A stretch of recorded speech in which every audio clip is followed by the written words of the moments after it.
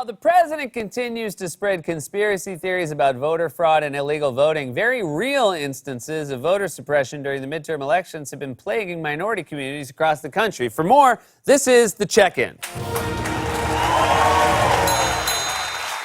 A good place to start with voter suppression is Georgia, which was one of the most closely watched elections. A race between Democrat Stacey Abrams, who is vying to become the first African-American female governor of Georgia, and Brian Kemp, a guy who thought this was a good campaign ad. I'm Brian Kemp. I'm so conservative. I blow up government spending. I own guns that no one's taking away. My chainsaw's ready to rip up some regulations. I got a big truck, just in case I need to round up criminal illegals and take them home myself. Yep, I just said that. I'm Brian Kemp. If you want a politically incorrect conservative, that's me. Wow, I mean, a pickup truck, guns, explosives, and a chainsaw. You're like the cousin my mom wouldn't let me visit.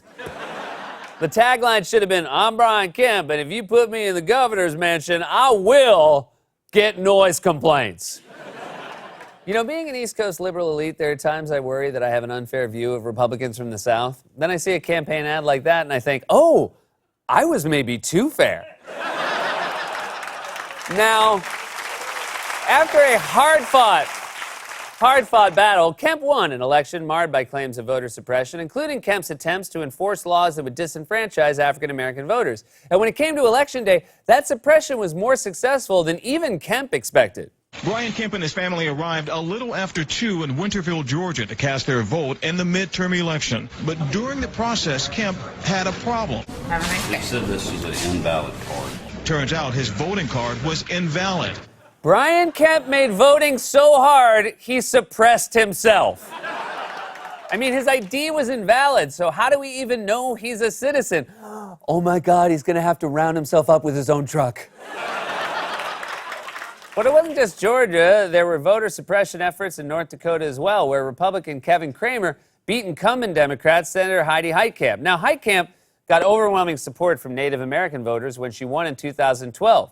So shortly after that, Republicans passed a voter ID law meant to sabotage the Native American vote, which was in full effect in these elections. The law didn't create an ID card, but instead listed information that needs to appear on a person's identification so they can vote. The name, a residential address, and a date of birth must all appear on the card. Pretty standard, right? But here's the thing. For North Dakota's native population who live on one of the 5 tribal reservations, there are few, if any, residential addresses. Most people there use post office boxes, which can't be used as a residential address, according to this new bill. Heidi Heitkamp won her first election to the Senate by 3,000 votes. Right. She got 80% support from Native Americans there. Now you have a voter ID that could disenfranchise 5,000 Native American voters. 5,000 voters might not sound like a huge number, but remember, this is North Dakota. Their state motto is, hello? Can anybody hear me? Now, Native Americans in North Dakota still came out in record numbers, despite the GOP's best efforts to suppress their vote, but Native American communities have also faced issues in states like South Dakota, where simple appeals for a polling place were ignored, causing some to just give up. In South Dakota, for example, recently the Crow Creek Reservation requested a polling location for its 2,200 people that live there. The county denied that request and instead gave the polling location to a town of about 8 people. How is it so hard to get a polling place in South Dakota? You got plenty of room. They have so much room in South Dakota, Bed Bath & Beyond is 3 separate stores. So Republicans have proven that they have the audacity, in many instances the powers, to try to stop certain groups from participating in the fundamental practice of our democracy. We've talked a lot about Russians interfering in our elections, and rightly so, but we shouldn't forget there are plenty of Americans willing to do the same thing.